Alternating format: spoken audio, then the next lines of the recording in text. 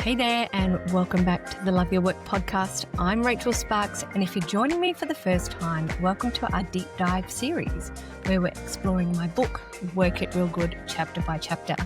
Today, we're diving into two foundational chapters that I honestly think might be the most important work you'll ever do in your entire career journey.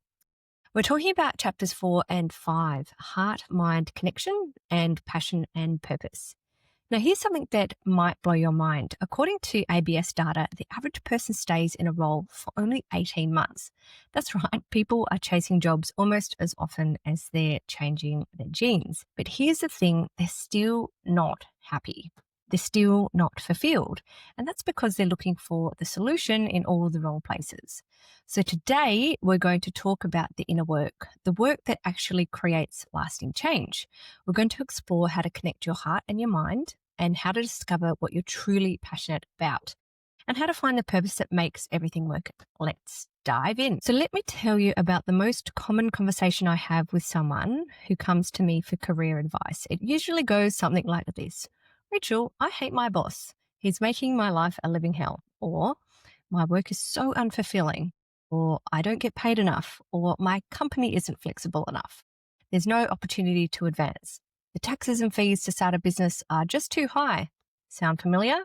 Maybe you've said some of these things to yourself. And look, I get it. These things might all be 100% true, but here's what I've learned after years of coaching people through career transitions.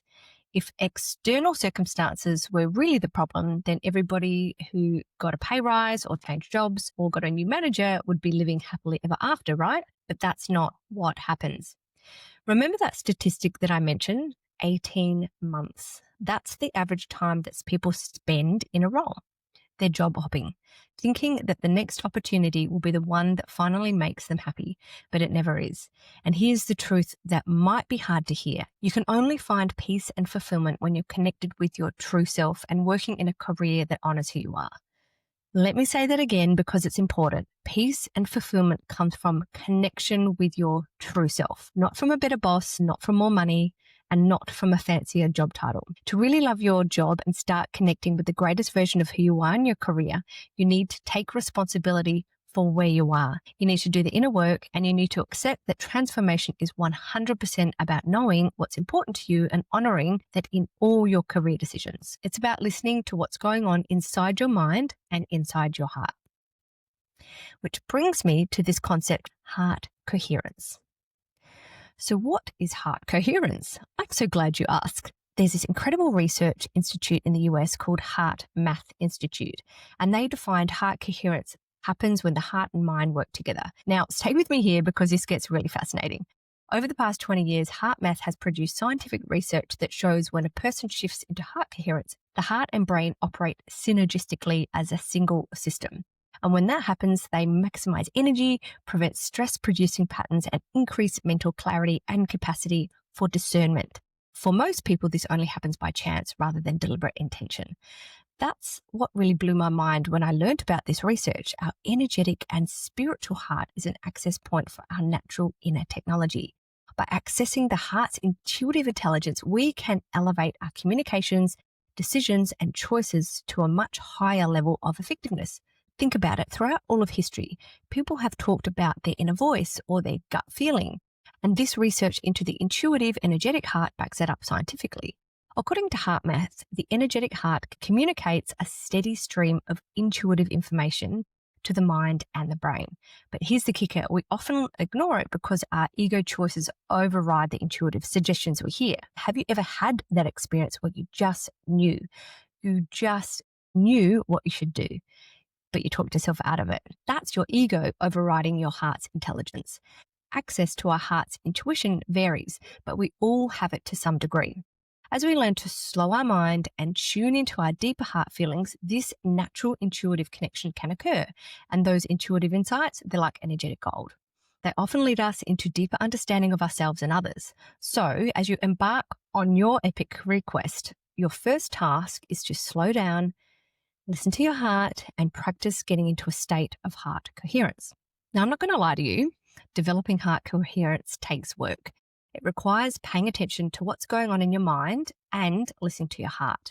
And honestly, many people would most rather die than face their fears and their inner selves.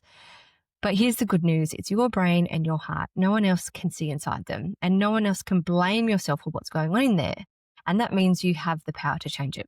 Facing your deepest fears and healing them is the first step on the road to creating the career that you want. It's all up to you, and here's what this journey requires. First, you need courage. Courage to do the things that scare you, things that make you uncomfortable, things that take you outside your comfort zone so you can grow. The path to loving your job doesn't happen in a cozy cocoon. It takes deep soul searching in a radical, powerful way. And that means it's going to take a lot of guts. Second, you need tenacity. You need to keep going when the journey gets hard. You need to try new approaches until you get what you want. That means knocking on new doors, making new contacts, trying new processes. You need a never say die attitude when you hit roadblocks, along with the discipline to be kind to yourself and quieten your inner critic. Now, I want to tell you something about what I call the shift. When I talk to people, there comes this pivotal point where all of this just clicks. And at first, they might have no idea what they want. But once they open up to the ideas of intuition and values-based goals, once they get into a mindset where anything is possible, they tune into their heart coherence and suddenly the shift happens. I can see the tears welling up and suddenly they have permission to be who they were always meant to be in this life. That's the power of heart coherence. All right, so now that we've understood heart coherence, let's talk about passion and purpose, because there's a lot of confusion around these words and I want to make sure we're crystal clear on what I mean. Let's start with passion. The word passion actually comes from a Greek word meaning to suffer, which represents a very strong feeling about some person or thing. But in the context of your career, I define passion as the things you do or the ideas that you have that you really like or even love. Those things that make time pass really rapidly, energize you, that come so naturally to you that you feel like you were born to do them. I like to say that passion is the curiosity in your career. I'll never forget when I went to hear Oprah Winfrey speak live in Melbourne last time she was here. She's coming back again this year. I took notes for the entire 2-hour talk and I was completely mesmerized by her spiritual wisdom. And one thing she said really struck with me. Your purpose or your calling is based on whatever you are curious about. So you should listen to your curiosity and honor it. Many people get confused because they think purpose needs to be something big and grand. It doesn't. Curiosity is your North Star that guides you to your passions. So think about it. What are the subjects and the ideas that you read about, talk about, research, the courses you attend, the Facebook posts you actually read, and the magazine subscriptions you pay for? These all indicate areas of curiosity. Let me give you an example. I'm fascinated by psychology and anything to do with technology and energy. I'm not sure where I picked up these interests, but I found myself watching recently a docuseries on Nikola Tesla. Underlying this curiosity is my fascination about how things connect and influence each other and the potential for the unknown. I'm deeply passionate about these things, and these interests permeate my conversations with others and every aspect of my business. Exploring these curiosities help me find my passions and my purpose, which is to help other people achieve their career potential and make the connections that they need to become great influencers. If you aren't clear about your passions, here are some great questions to ask yourself. What activities lift your spirits and feed your energy? What activities make time disappear for you? What activities are pure fun for you? When do you feel that you're being your most true to your own self? What gives you a burning, excited feeling in your stomach? What are you curious about? What lights you up? Think about these questions. Write your answers down and they will lead you down the path towards your passions. Now, if passion is the driver of your career, the thing that helps you get up in the morning and stay up late working, then purpose is the meaning of your career. Purpose is the thing that enables you to do and bear almost anything in order to succeed. Let me tell you about Viktor Frankl. He was an Austrian existential psychologist and a concentration camp survivor who created a school of thought called logotherapy. Frankl discovered that our dominant driving force is to find meaning in life. His book, Man's Search for Meaning, explores his observation of what drove both prisoners and guards to cling to life and values or to descend into despair. And there's this quote that sums up his philosophy beautifully. He who has a why to live for can bear almost anyhow. Frankl went on to say that you have to focus on a cause greater than your own personal gain in order to apply real meaning and purpose in your life and career. This is what I call the indirect approach to getting what you want from life, the approach of giving and serving rather than demanding and getting. So if you want people to love you, start by loving people and serving them. If you want more money, help people make money. If you want more joy in your life, give joy to other people. I truly believe that the more we give, the more we'll love our career and our lives in general. And here's another powerful quote from Frankl. Don't aim at success. The more you aim at it and make it a target, the more you're going to miss it. Success, like happiness, cannot be pursued. It must ensue. And it only does so as the unintended side effect for one's personal dedication to a cause greater than oneself. Now, when we think about purpose, there are two levels, micro and macro. Your micro level of purpose is knowing your values and living in integrity with them. When you know what you stand for and what you believe in, your confidence and sense of self-worth will skyrocket, regardless of how much your situation might suck in the moment. But that's only half of the picture. On a macro level, your purpose is about sharing in service to others. It's about giving, not getting. If we truly want to make our lives better, we need to make a positive contribution to the rest of the world, whether that involves one person, a community, a nation, or the planet. Let me explain this with a quick look at the brain. You've probably heard of the reptilian brain, the mammalian brain, and the primate brain, right? The reptilian handles instinct like territory and aggression. The mammalian part handles emotion, belonging, and food. It's the primate part, the thinking part, that handles perception, planning, and complex concepts. This is the part of the brain that knows deep down that you need meaning in your life. This is the part that drives your epic career quest. So here are the questions you need to ask yourself about purpose. Why are you doing what you do in your career? What is the purpose of you getting up in the morning, getting dressed, catching the tram or driving your car to work, and then doing what you do all day? Are you doing all of that just to put a roof over your head and food on the table? Are you achieving your full potential, including your need for creative expression and being all you can be at work? Is satisfaction, recognition, and excellence the full expression of your purpose? Really sit with these questions. They're not easy, but they're essential. Okay, let me give you two incredible examples of companies that embody both passion and purpose. First, Thank You Water. These guys called themselves a consumer movement in 2008. Daniel Flynn and Justine Flynn were just university students working on their 5-year plans when they learned about the world water crisis, that 900 million people didn't have access to clean drinking water. They also learned that Australians spend $600 million per year on bottled water. So they decided to start a social enterprise, take some market share of the bottled water industry in Australia and send the rest of the profits to countries like Africa where people really need access to fresh, clean water.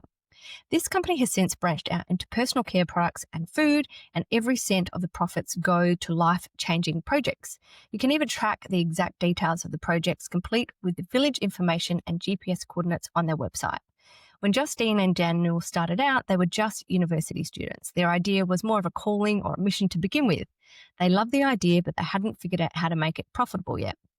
Eventually, they proved they were good at what they were doing and they made it profitable. They were able to redistribute the money to the cause that they cared about. And then there's Who Gives a Crap toilet paper. Yes, I love this company. First, because they're hilariously funny and totally real when it comes to toilet humor.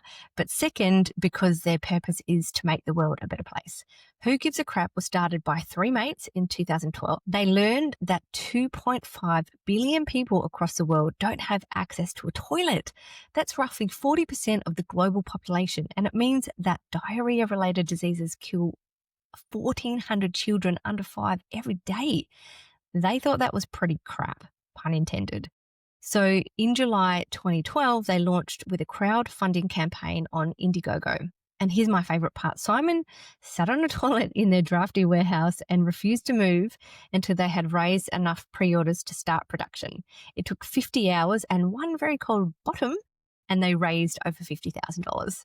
Now they make toilet paper, tissues, and paper towels from bamboo, so no trees are used at all, and 50% of their profits go to WaterAid to build toilets that improve sanitation in the developing world. And their mission statement, we always want to stay true to our roots. Toilet humor, and making the world a better place. Both of these companies started with a purpose. They learned to be good at what they did, they made it profitable, and discovered they loved it. Now that's the formula.